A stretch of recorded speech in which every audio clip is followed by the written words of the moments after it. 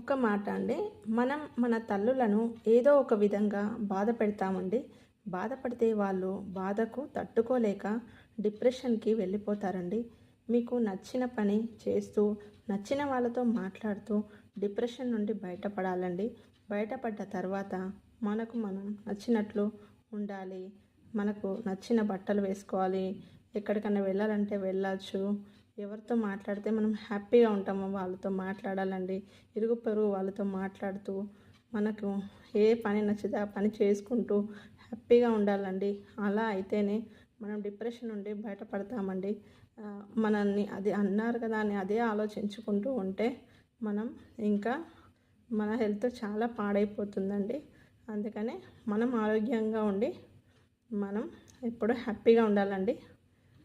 ఓకేనా friends, video నచ్చితే like చేయండి, షేర్ చేయండి, సబ్స్క్రైబ్ చేయండి ఫ్రెండ్స్. థ్యాంక్స్.